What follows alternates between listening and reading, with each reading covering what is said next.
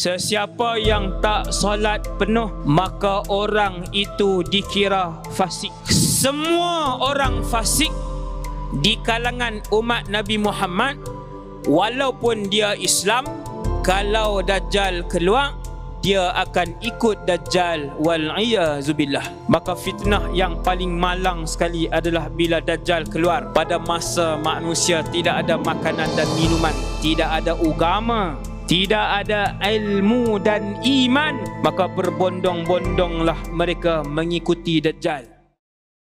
Bismillahirrahmanirrahim. Alhamdulillahi Rabbil Alamin.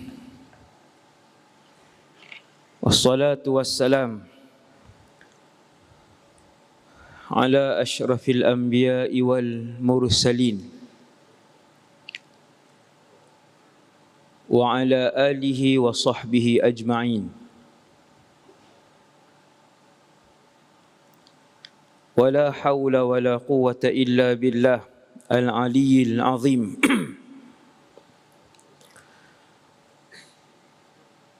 Rabbi shrah li sadri wa yassir li amri wahlul 'uqdatan min lisani yafqahu qawli. Allahumma hdi qalbi wa saddid lisani bihaqqi sayyidina Muhammad sallallahu alaihi wasallam. Amma ba'd. Terima kasih kepada pengacara majlis, pengarah Pusat Islam, para tamu seterusnya, para pejuang tentera Imam Mahdi, insya-Allah, yang dirahmati Allah Subhanahu wa taala sekalian. Alhamdulillah, yang ni ceramah saya yang ke-6 kalau tak silap untuk tahun ni, ataupun 5. Semalam di Sungai Petani lebih 10,000 orang, dan saya lihat 90% adalah anak-anak muda. Pelik Kalau Ustaz Azhar, anak muda memang ramai sebab Ustaz Azhar dia pandai cakap bab motor. Apa spare part ni saya pun tak erti, dan dia pandai buat lawak.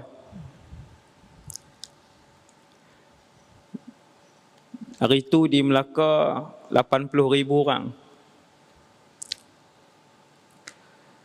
Saya daripada 1,000 jemputan, saya menerima satunya UUM. Sebab kita tahu pelajar dia ramai. Cuma agak terkejut sikit malam ni bila saya tengok hanya lebih kurang 2,000 orang siswa UUM yang hadir. Rupanya saya dapat maklumat bahawa banyak yang cuti raya Cina. Kemudian saya tanya berapa orang Melayu siswa UUM ni, saya dapat jawapan 13,000. Tapi di Malaysia lah ni, raya apa pun semua adalah raya kita bersama. Umumlah di Pavali pun orang cuti balik juga. Jadi alhamdulillah, malam ni 21 hari bulan 1 2023,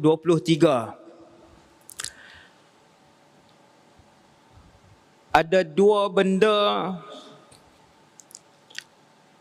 terburuk dalam sejarah manusia yang belum berlaku, dan ia berlaku kepada umat Nabi Muhammad sallallahu alaihi wasallam.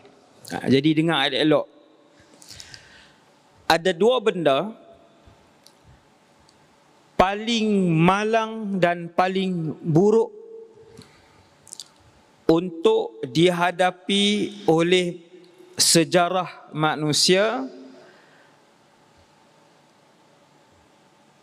dan umat Nabi Muhammad bernasib buruk kerana dua benda itu belum berlaku sampai ke malam ni. Dua benda yang paling rugi, yang paling malang, yang paling buruk sekali dalam sejarah kewujudan bumi ni. Yang pertama ialah menyaksikan kiamat. Wal'iyazubillah. Belum berlaku. Alam ni usia dia melebihi 1 bilion tahun. Cuba balik tengok astronomi lab, tengok dokumentari berkaitan dengan umur alam. Kita akan rasa begitu takjub, mengagungkan Allah Subhanahu Wa Taala bila umur bumi ni bukan ratus ribu tahun, umur alam ni melebihi bilion tahun.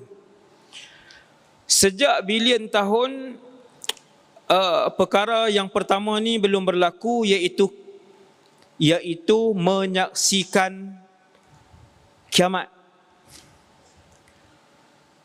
Boleh jadi dia berlaku dalam zaman saya masih hidup, wallahu a'lam, dan boleh jadi kiamat yang merupakan hari termalang sejarah manusia itu boleh berlaku pada zaman para siswa dan siswi sekalian. Tak tahu, wallahu a'lam. Lagi berapa tahun, wallahu a'lam. Nak tahu banyak mana tanda kecil kiamat yang disenaraikan oleh Rasulullah sudah berlaku? Nantikan rakaman 100 episod di studio Ustaz Wadi Anwar. Bukan di TV lah. TV pun kita tak layan dah ni. Belagak ni. Abang tu terang lah, melawak lah. Hijrah panggil, betul. Hijrah panggil untuk rakam akhir zaman. Astro panggil untuk rakam akhir zaman. Ni dia dengar ni. TV1 panggil untuk rakam akhir zaman. Alhamdulillah saya ada studio sendiri di Sungai Petani. Alhamdulillah. Menelan belanja yang agak besar, tapi ramailah sponsor. Dah siap studio tersebut, rakaman telah pun dimulakan. Kita akan siapkan 100 episod, 2 episod dah siap, baru je start. Kita target 2023, 100 episod di bawah tajuk Kisah Hidup Akhir Zaman. Para pelajar, siswa-siswi sekalian boleh tengok di YouTube Ustaz Wadi Anwar. No, di YouTube Ustaz Wadi Anwar. Siri pertama belum lagi ditayangkan. InsyaAllah mula pada Khamis 9 malam. Khamis minggu depan mula episod 1, insyaAllah. Malam ni saya nak cerita 1 episod saja ceramah di sini. No? Ni kira awal lah ni. Kira masuk pawagam awal ni. Kan bayar pun tak, free pula tu. Jadi malam ni saya nak cerita 1 episod sahaja dan tidak terperinci. Trailer je, sebab tak bayar apa. Saya abang trailer je, tetapi ia sangat, satu sudut mengujakan saya dan satu sudut lagi sangat mendebarkan saya. Kenapa satu sudut berita sangat mengujakan saya, menggembirakan saya, dan satu sudut lagi membuatkan saya begitu risau dan takut dengan keadaan diri saya sendiri yang bercakap, kerana kita tidak dapat menjamin iman kita semua ketika berlaku suasana itu. Ada 2 benda termalang terburuk untuk umat Nabi Muhammad. Yang pertama, menyaksikan kiamat. Kerana hari kiamat, ketika mana matahari sudah pun terbit di sebelah barat. Hari ini matahari Ni kiblat belah ni kan. Matahari terbit belah mana? Hampa tunjuk kat ramai-ramai, matahari terbit belah mana? Tu dia, tunjuk ke atas pun ada. Hak ni jurusan apa aku tak tahu lah ni. Ni tenggelam. Ni terbit belah sana. Beberapa detik sebelum kiamat, matahari dia terbit bukan belah sana, dia terbit belah sini. Beberapa detik sebelum kiamat, matahari akan terbit dari tempat tenggelamnya. Ketika itu tidak ada seorang pun yang menyebutkan kalimah La ilaha illallah. Tak ada. Ketika itu tiada seorang pun yang rokok dan sujud di seluruh muka bumi Allah. Tak ada.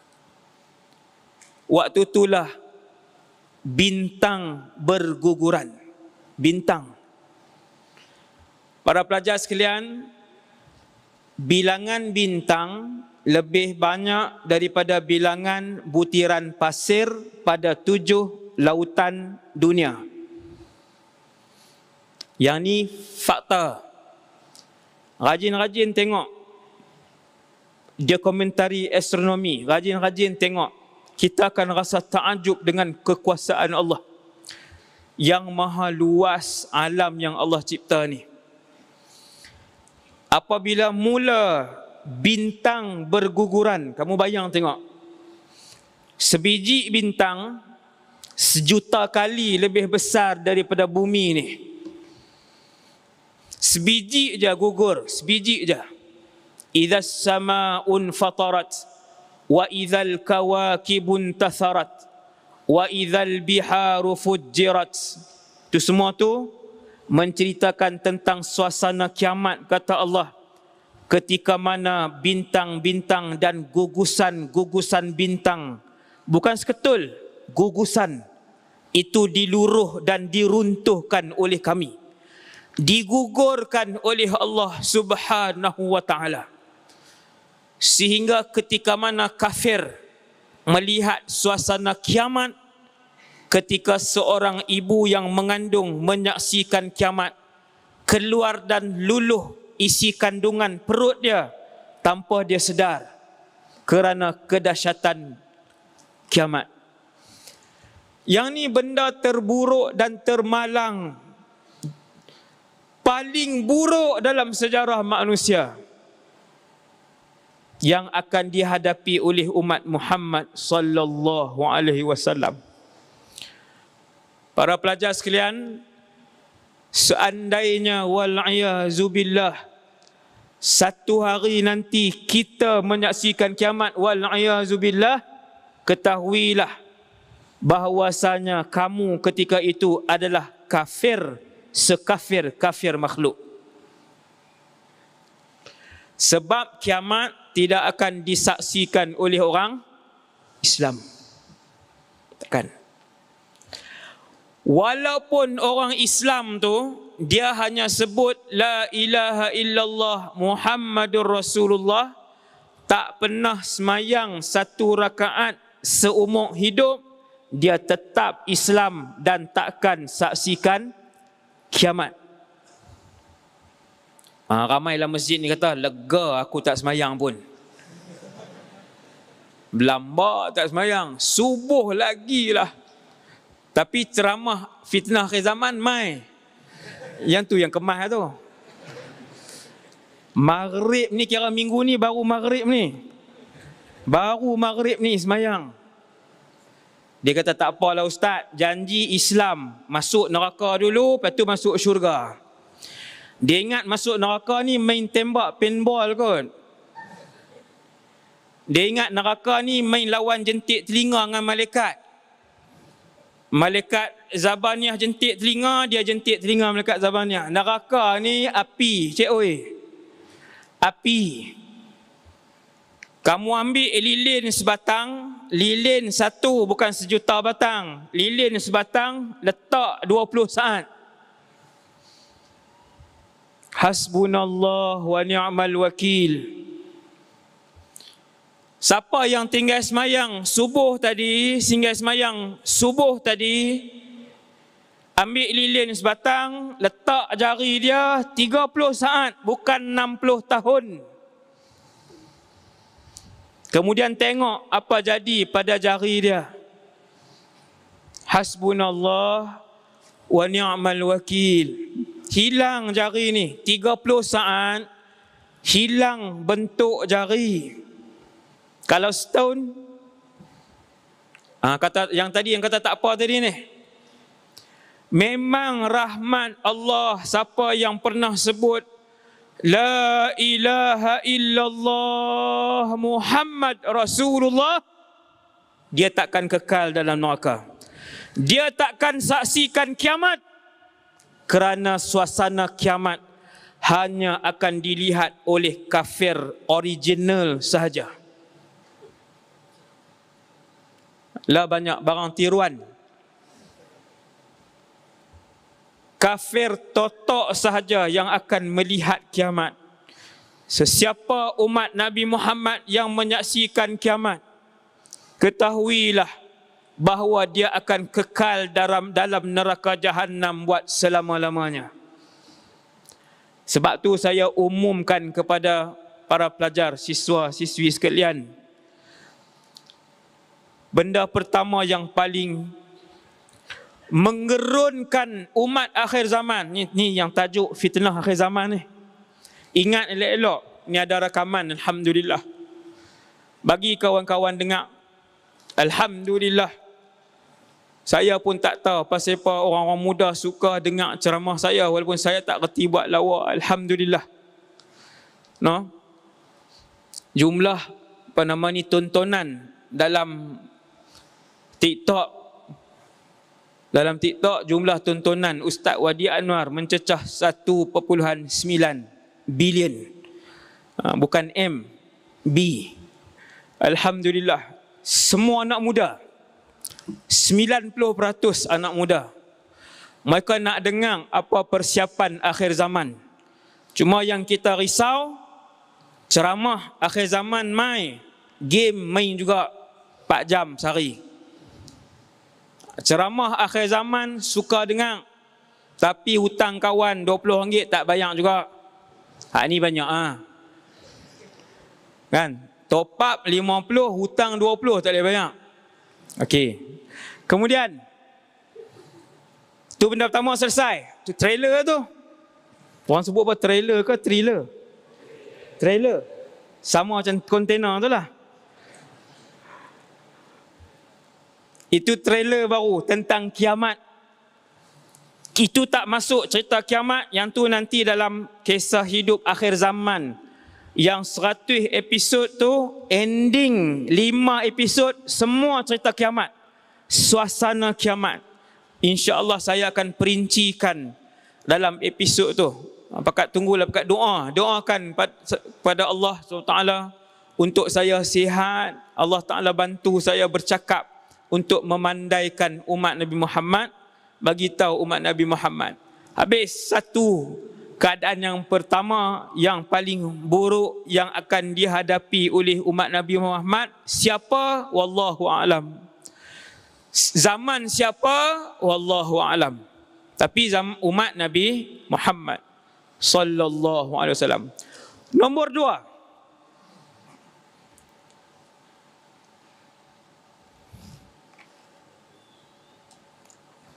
2,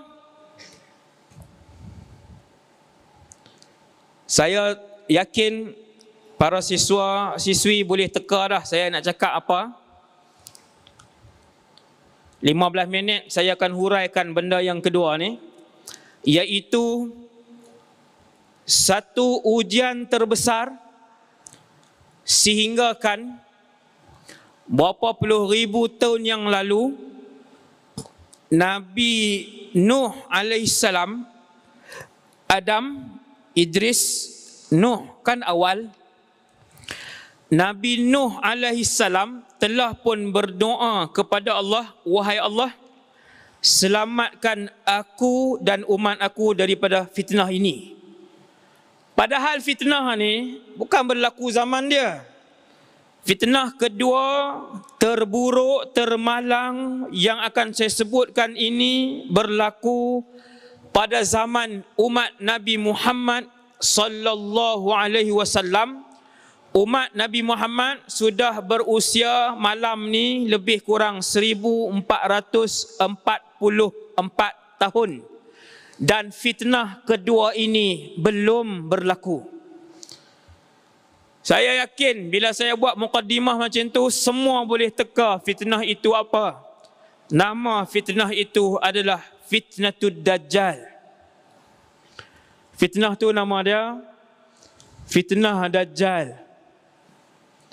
Inna lillah wa inna ilaihi raji'un. Kamu bayangkan, hari ini 8 bilion manusia. Hari ini 8 bilion manusia. 8 bilion ni saya sudah pernah merantau lebih 20 buah negara. Jepun, Mesir, Australia, Thailand, Vietnam, Singapura, Brunei, Indon 5-6 kali, UK, lebih 20 buah negara saya pergi. Makanan manusia 2. Roti, yang kedua nasi. Roti dan nasi, 2 ni saja. Tuan pilah Korea, China, Jepun, pi sampai ke Afrika. Dulu saya belajar di Syria, kami duduk hostel bersama dengan mahasiswa lain. Dalam hostel kami ada lebih 40 buah negara. Dan di hostel kami dibenarkan untuk masak. Ada dapur luas, dapur tu panjang daripada hujung sana sampai sini kot. Dapur tu sangat luas. Antara masa yang paling seronok sekali adalah waktu memasak. Sebab kita akan melihat lebih 40 jenis masakan 40 negara. Pelik-pelik, semua makanan pelik-pelik. Ada bangsa setiap hari makan kentang dengan roti. Dia beli kentang macam kita beli beras. Itulah beras dia. Kentang dan roti. Dia berbuah atas ni 8 kilo. Siswa. Hari-hari goreng kentang. Ada mahasiswa, dia makan nasi macam kita, tapi nasi dia buah gula. Buah gula pula dah. Kita pun tengok, ni mazhab apa pula? Dia kata mazhab Afrika. Afrika mana? Afrika ada berbelah-belah. Kita ingat Afrika Utara saja. Rupanya berbelas-belas bangsa pula Afrika. Semua hitam, semua rambut retiu. Retiu ni orang Kedah lah. Retiu ni dia naik 1 inci, dia pusing terus. Depa selam dalam air laut, mangkit kering. Dia tak basah, air tak boleh tembus. Ni bukan kutuk ni, nak cerita, hampa tak pernah tengok. Ni cerita iklan merapu lah. Dah masa tak banyak kan. Saya tengok lebih 40 buah negara daripada hujung sampai ke hujung. Last kali saya tak masak. Sebab duk tengok orang. Bila mereka angkat masakan tu, saya pergi tumpang. Pergi rasa yang ni, pergi rasa. Tapi bukan tiap-tiap hari lah, tu muka tak malu lah. Bukan tiap-tiap hari, sekali-sekala nak rasa masakan China, masakan orang. Ada Amerika seorang waktu tu, ada Germany, ada Perancis, Jahid Bukharin nama dia, daripada France. Seluruh dunia waktu tu. 2 aja makanan. Gandum, roti, nasi. Kalau Allah sekat hujan setahun, kalau Allah sekat hujan setahun, 8 bilion ni mati. Mati. Setahun. Sekarang ni hujan mewah, banyak. Tempat yang tak ada hujan, dia korek daripada bawah tanah. Tuan-tuan boleh tengok, bukan Sudan, ada satu negara Afrika Arab, Muammar Gaddafi, negara mana? Libya. Tuan-tuan tengok dokumentari negara Libya, kerajaan dia pergi di tengah padang pasir, kering kontang, berapa ribu kilometer di tengah padang pasir. Akhirnya mereka menjumpai lautan air tawar di tengah sana. Lautan air tawar yang perlu digerudi di bawah tanah. Berapa ratus meter gerudi bawah tanah, kemudian dia buat paip gergasi untuk digunakan air itu. Kalau Allah tahan hujan setahun di seluruh muka bumi ini, mati semuanya. Kita hari ini hidup sebab hujan. Malaysia pernah mengalami kemarau 7-8 tahun yang lepas, tak hujan 3 bulan, bukan 3 tahun. Satu Semenanjung tak hujan, saya ada di Malaysia waktu tu. 3 bulan tak hujan, satu Semenanjung, 4 buah negeri sudah mencatu air. 4 buah negeri catu air baru 3 bulan. Catu ni maksudnya dia buka daripada pukul berapa sampai pukul berapa. Sebab paras air di tasik dan di sungai serta di empangan air semua menurun. 3 bulan. Kalau 6 bulan, saya nak cerita ketika Dajjal keluar,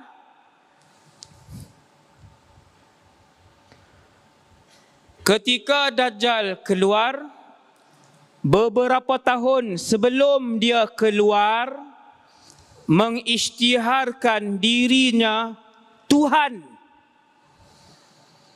Beberapa tahun sebelum Dajjal keluar, mengisytiharkan dirinya Tuhan.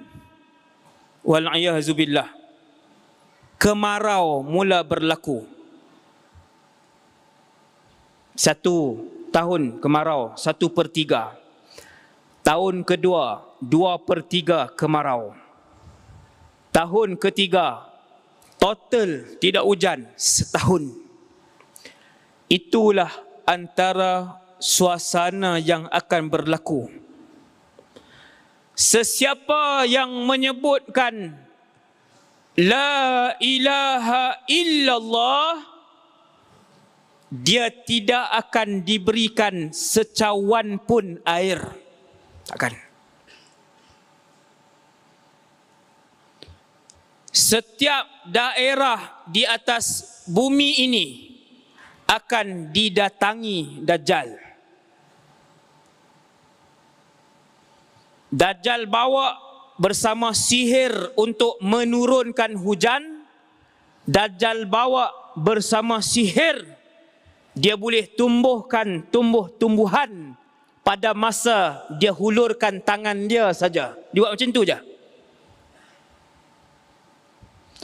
Bumi kering kontang, tumbuh-tumbuhan kering, tidak ada sebutir padi pun, tidak ada sebutir gandum pun.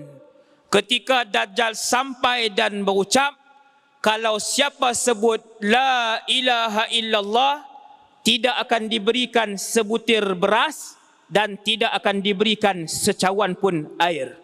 Hiduplah. Macam mana tu Ustaz? Sebab itu, fitnah ini, fitnah terbesar alam ini, diminta berlindung daripadanya daripada zaman Nabi Nuh alaihi salam, bukan zaman Nabi Muhammad. Nabi Nuh lagi. Nabi Nuh kata, ya Allah, selamatkan aku dan umat aku daripada fitnah Dajjal. Nabi seterusnya berdoa. Nabi seterusnya lepas tu pun berdoa. Sampai zaman Nabi Musa sampai zaman Nabi Sulaiman, sampai zaman Nabi Yusuf, sampai zaman Nabi Shu'aib, semua berdoa, ya Allah, selamatkan aku dan umat aku daripada fitnah Dajjal. Sehinggalah zaman Nabi Muhammad sallallahu alaihi wasallam, Nabi pun ajar sehari paling sedikit Nabi Muhammad sallallahu alaihi wasallam berdoa kepada Allah sebanyak 5 kali, diselamatkan oleh Allah daripada fitnah Dajjal, iaitu tiap-tiap kali Nabi semayang selepas tahiyat akhir, fil alamin innaka hamidum majid, Nabi pun berdoa, Allahumma inni a'udzubika min azabi jahannam wa min fitnatil mahya wal mamat wa min fitnatil masihid dajjal. Allahumma inni a'udzubika min azabi jahannam wa min azabil qabri wa min fitnatil mahya wal mamat wa min syarri fitnatil masihid dajjal. Sehari 5 kali. 10 tahun Nabi baca. 10 tahun. Kita dahlah semayang sehari 2 kali. 2 kali itu tak baca pula. Hati-hati. Hati-hati. Kalau tak solat, maksudnya, kalau tak solat penuh, maksudnya fasik orang itu.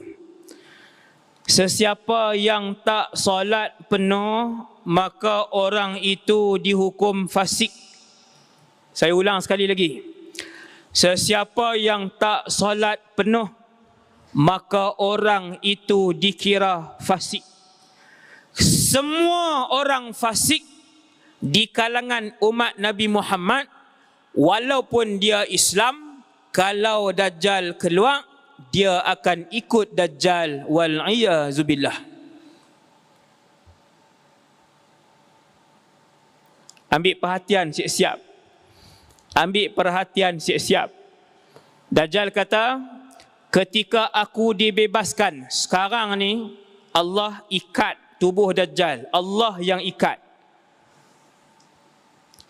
dengan besi, sehingga Dajjal dalam keadaan duduk, kedua-dua pahanya dirapatkan ke dadanya, sebab besi itu diikat begitu.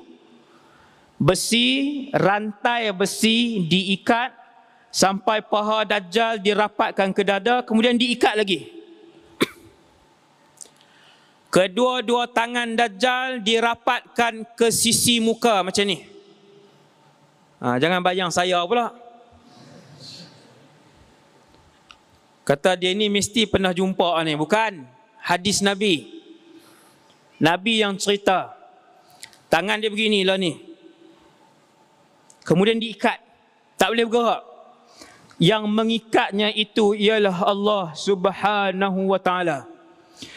Dajjal kata, ketika aku dibebaskan, ma min qaryatin wala madarin wala wabarin illa habattuha. Tidak ada lorong, tidak ada kampung, tidak ada bandar, kecuali aku akan sampai. Illa Makkah wa Taibah, kecuali 2 tempat yang aku tak boleh masuk. Yang pertamanya Makkah, yang keduanya Taibah. Waktu Nabi riwayatkan kisah ini, Nabi kata hadhihi Taibah, sambil mengetuk-ngetukkan tongkat Rasulullah. Nabi kata hadhihi Taibah, hadhihi Taibah, inilah Madinah. Inilah Madinah, sebab ketika itu Nabi berada di Madinah. Dajjal tak boleh masuk Mekah. Dajjal tak boleh masuk Madinah. Hari ini di Mekah dengan Madinah ada orang fasik? Saya nak tanya. Pandai. Dalam Mekah dan Madinah hari ini ada orang fasik? Ada. Ada. Sebab itu ketika Dajjal datang, dia dah pusing satu dunia, dia pun pi Mekah tak boleh masuk, dia pi Madinah. Bila pi Madinah tak boleh masuk, dia pergi ke sebuah bukit, dia buka kem tentera di situ. Siapa pi umrah boleh tanya mutawif tang mana bukit yang akan Dajjal buat sebagai kem tentera dia.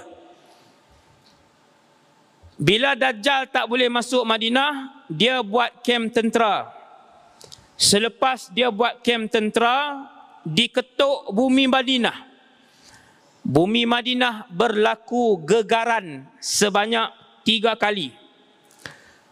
Bumi Madinah bergegar-gegar sebanyak 3 kali. Peristiwa itu dinamakan Yaumul Khalas. Apabila bumi Madinah bergegar, apa berlaku? Orang-orang fasik dan munafik keluar daripada bumi Madinah sebab tak boleh duduk dalam bumi Madinah. Keluar ke mana? Keluar dan membai'ah Dajjal. Wallahu ta'ala wal'iyazubillah. Wal'iyazubillah. Semua munafik dan fasik yang berada dalam bumi Madinah, apabila berlaku gegaran, keluar. Gegaran kedua keluar. Gegaran ketiga, keseluruhan munafik dan fasik tidak berbaki seorang pun, kesemua keluar daripada bumi Madinah. Hati-hati orang yang buat dosa-dosa kecil yang berterusan dan tidak bertaubat. Orang yang buat dosa kecil berterusan dan tidak bertaubat, mereka dipanggil orang-orang fasik. Yang kedua, orang yang buat dosa besar walaupun sekali-sekala tapi tidak bertaubat, mereka juga disebut sebagai fasik. Hati-hati. Sebab kalau kita tahu diri kita fasik, datang Dajjal tak selamat kita. Tuan-tuan, nak selamat macam mana? Ketika dia keluar, makanan hanya ada pada tentera Dajjal. Minuman hanya ada pada tentera Dajjal. Siapa yang sebut Dajjal Tuhanku, yang sebut begitu, wal'iyadzubillah. Siapa yang bila Dajjal keluar, dia sebut Dajjal Tuhanku, wal'iyadzubillah. Wal'iyadzubillah itu maksudnya kita berlindung kepada Allah daripada fitnah itu. Maka mereka akan mendapat makanan dan hidup mereka bukan sahaja mendapat makanan, tetapi mereka juga mewah. Siapa yang sebut Dajjal Tuhan aku, dia mewah. Bukan sahaja makanan dan minuman, dia juga akan mendapat emas dan perak. Dia juga akan mendapat emas dan perak. Hari ini konsert melompat-lompat punya konsert dengan pakaian tak senonoh. Bayaran paling murah RM100 pun orang pergi. Itu bayar. Bukan kita diberikan duit, kita bayar. Pun 50,000 tiket habis dijual. 50,000 tiket yang berbayar daripada RM100 sampai RM2,000, RM4,000 habis dibayar. Konsert menyanyi ya. Kamu bayangkan ketika mana manusia tidak ada makanan, berapa ramai akan ikut Dajjal. Cuba bayang tengok sekarang, berapa ramai akan ikut Dajjal. Kita boleh bayangkan banyak mana. Bila kita baca fakta di Malaysia yang tak semayang 5 waktu penuh, 70%. Di Malaysia yang tak solat 5 waktu secara penuh, 70%. Apa nasib 70%? Habis iman. Habis iman yang saya sebut tadi. Daripada awal ceramah saya sebut tadi. Jangan sampai kita mati dalam keadaan dalam diri kita tidak berbaki kalimah La ilaha illallah. Maka fitnah yang paling malang sekali adalah bila Dajjal keluar.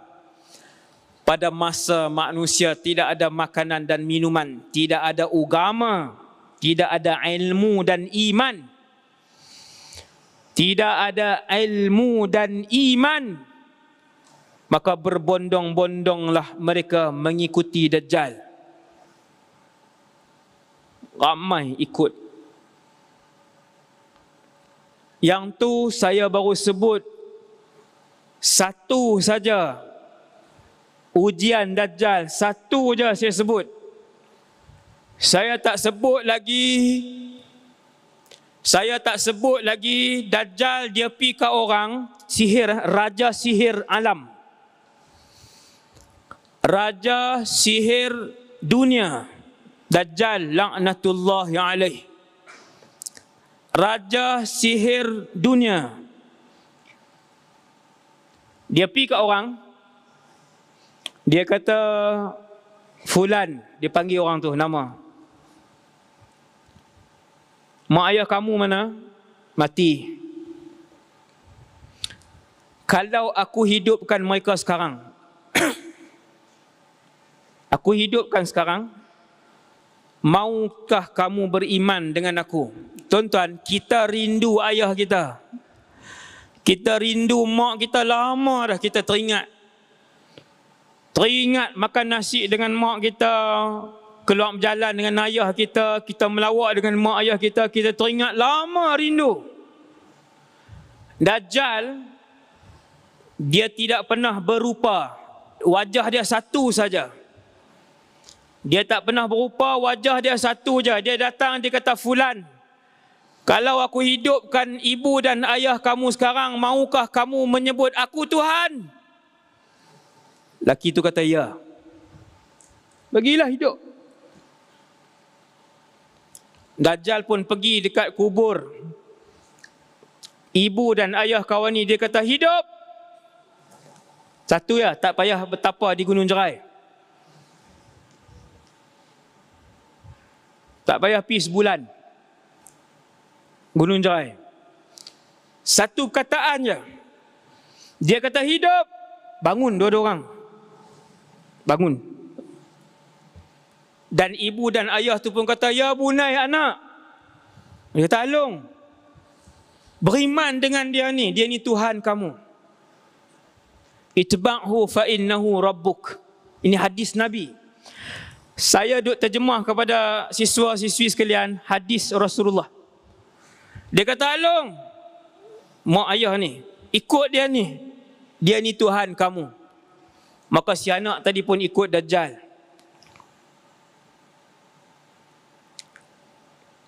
Wal'iyazubillah. Dia manusia. Dajjal ialah manusia. Dia bukan jin. Dia bukan binatang. Dia bukan syaitan. Dia bukan malaikat. Dia ialah manusia. Dia tak terbang, dia berjalan. Kalau Dajjal main UUM ni, memang dia berjalan. Jalan. Dia tak ada terbang, duk main, duk buat macam David Copperfield tu kan. Main duk atas kipas tu, dia pusing, dia tengok ni. Aku tak pegang pun. Bukan. Dia manusia. Dia datang berjalan, mata dua, bukan bulu hidung, lubang hidung. Lubang hidung dua, mulut dia macam ni, telinga dia macam ni. Bukan telinga 10. Tangan dia 2, jari dia belah kanan 5, belah kiri 5, kaki dia 2, manusia biasa.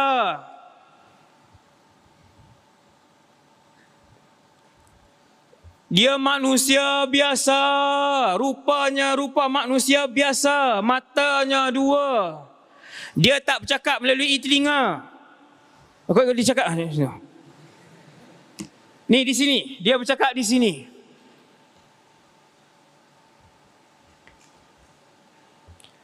Tetapi ini yang paling mahal sekali, yang paling mahal sekali. Yang paling mahal sekali ialah hanya mukmin yang boleh membaca di dahinya, yang boleh membaca tulisan di dahinya. Kaf, fa, ra. Nabi kata kaf, fa, ra, jelas di dahinya yang tertulis kafir. Ketahuilah itu Dajjal. Hanya mukmin yang melihat. Fasik tak boleh tengok. Fasik tengok, dia orang biasa, semua orang nampak dia berjalan mai. Kalau ada mukmin tu tengok di dahi dia, dan mukmin tu akan berlari jauh daripada Dajjal tu. Nampak di dahi dia, kafir. Kawan dia kata, nak pergi mana ni? Aku nak lari. Dia ni Dajjal, aku nampak di dahi dia. Kawan dia kata, tak nampak pun.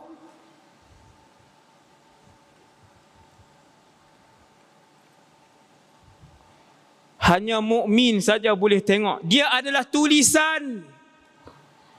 Dia adalah tulisan yang jelas di dahinya. 3 huruf. Ada pendapat yang kata huruf itu bersambung. Ada pendapat yang sebut di kalangan ulama huruf itu muqatta'ah. Dia terpotong. Kaf asing, fa asing, ra asing. Tetapi sangat jelas kelihatan. Wal'iyahzubillah. Sangat jelas kelihatan. Sebab tu tuan-tuan, mukmin bila dia nampak tulisan kafir, dia terus lari. Dia terus lari.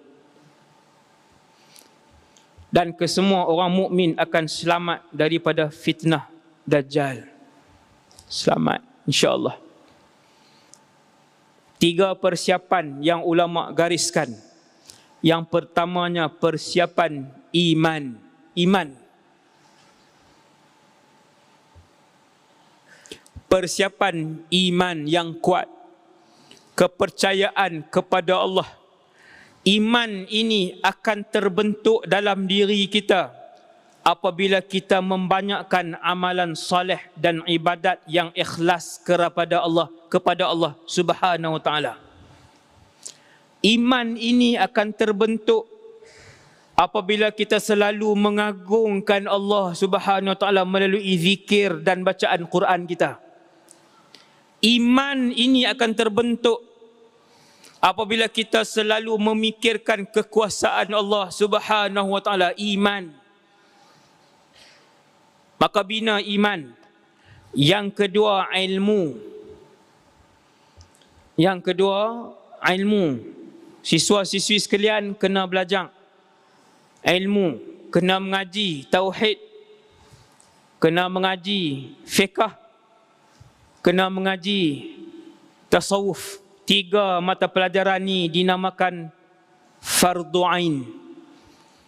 Bermula daripada peniaga laksa di tepi jalan yang keuntungan sehari RM30, sampailah pemerintah nombor 1 negara, sama ada dia Sultan Agung ataupun dia Perdana Menteri, dia wajib belajar 3 ilmu ni.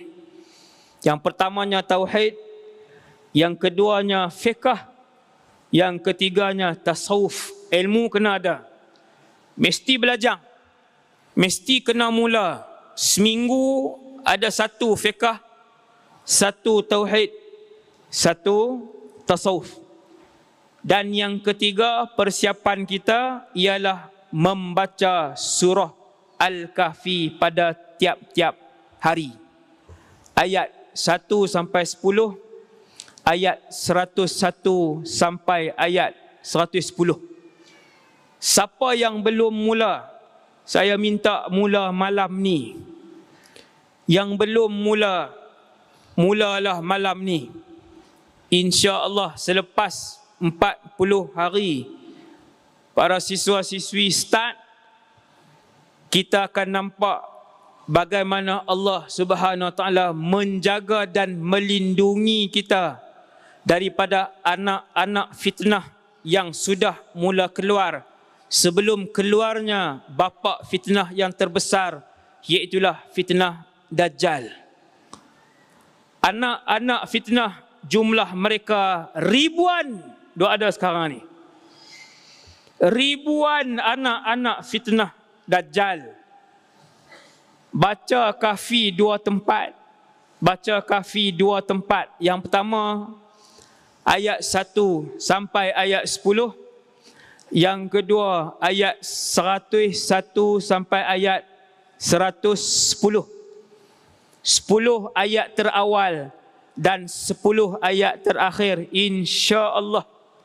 Lepas 40 hari kita akan tengok, insya-Allah Allah Taala lindung kita daripada fitnah-fitnah kecil sampailah kita berjumpa wal-a'yadzubillah dengan fitnah besar.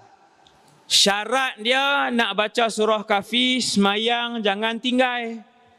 Satgi kawan satu bilik dengan dia duk tengok baca surah Kahfi, kawan dia tanya, hang Zohor semayang tak? Tak. Tapi Kahfi alhamdulillah tak pernah tinggal. Hak tu angkat tauk dalam kuala. Surah Kahfi baca tiap-tiap hari, subuh sampai ke isyak tak semayang. Tak jadi, sehabuk pun tak jadi. Sehabuk pun tak jadi yang tu, jangan. Kena buat yang Allah yang wajib kena buat. Selesai satu tajuk cukup pukul 9. Saya nak cakap 2 tajuk sebenarnya, satu lagi tajuk ringkas je. 9 dah. Kan sejam lah. Saatnya. Tajuk satu lagi ialah berita gembira, yang mana umat dulu tak ada seorang pun dapat, umat-umat yang terdahulu. Jadi tak lagi benda ni tak jadi lagi.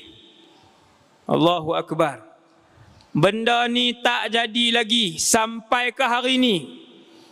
Sejak zaman Nabi Adam sampai hari ni, malam ni, benda ni tak jadi lagi. Iaitu apa?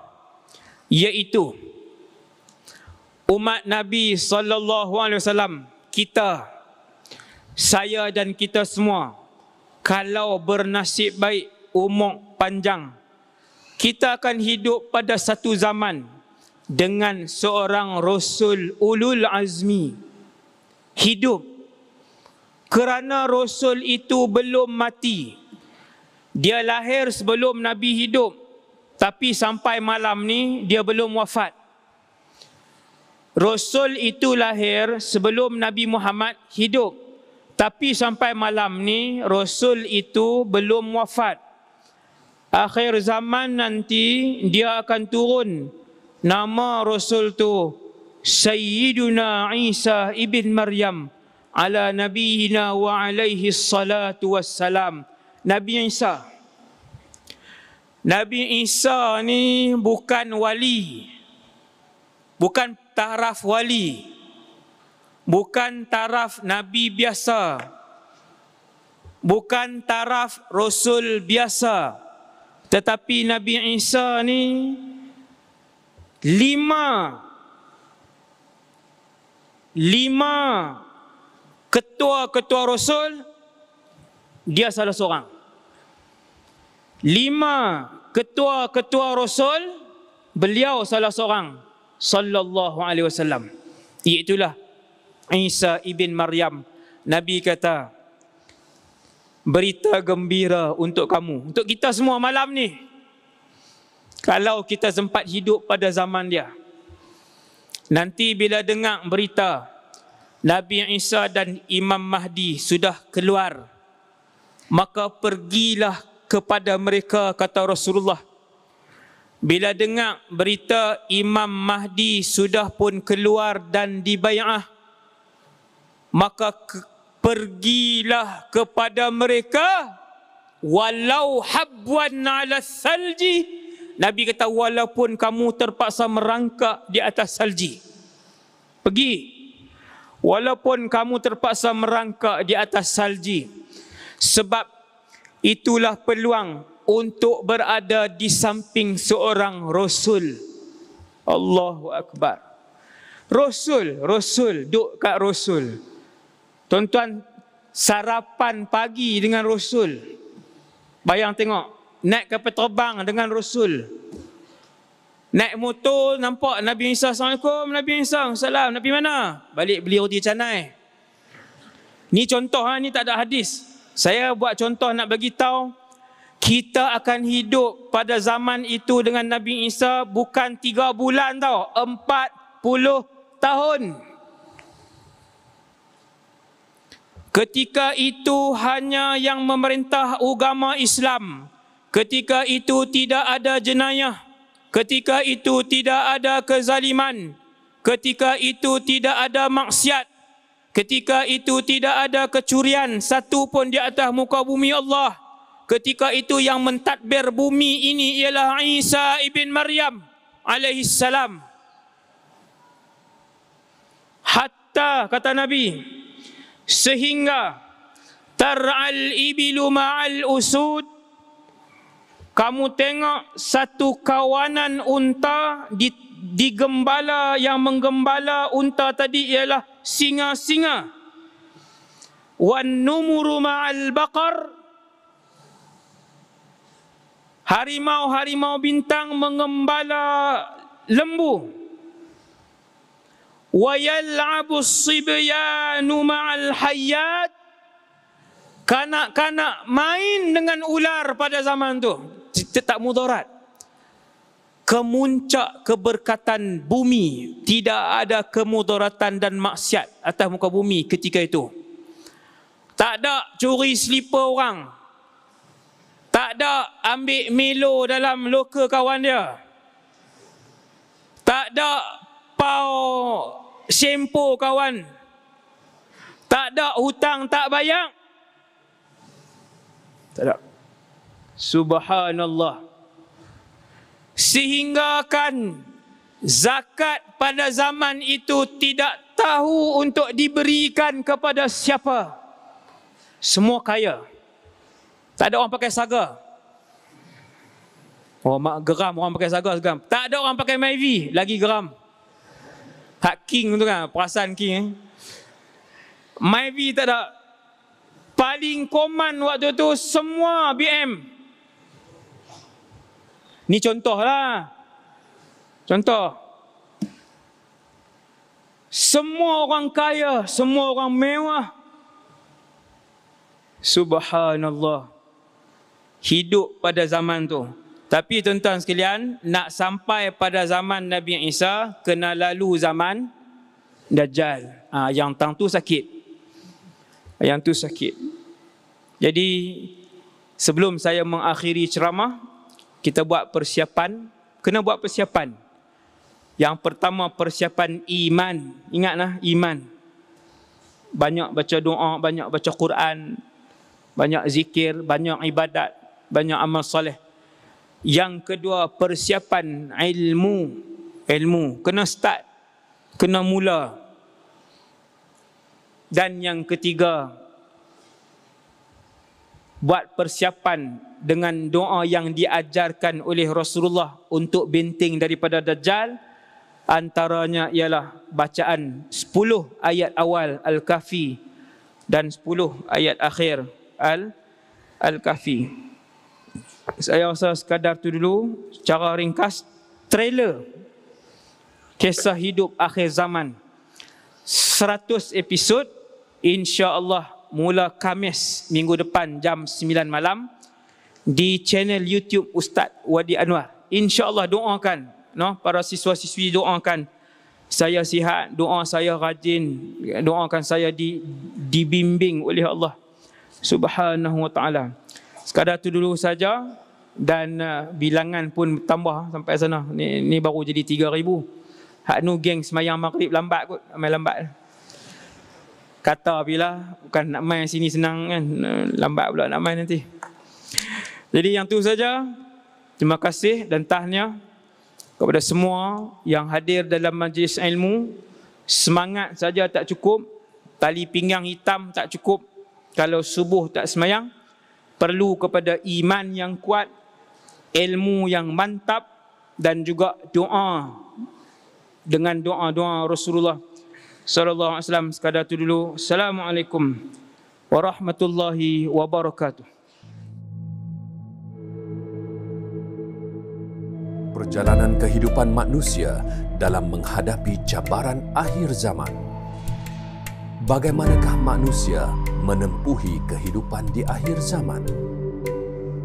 Akhir zaman penuh fitnah. Hanya iman dan takwa penyelamat ummah. Tanpa iman dan takwa yang utuh, manusia pasti gagal menempuhi kehidupan akhir zaman. Menjadi kerisauan baginda, bagaimana umatnya menempuhi kehidupan akhir zaman. Nantikan kupasan lanjut peristiwa akhir zaman daripada Ustaz Wadi Anwar.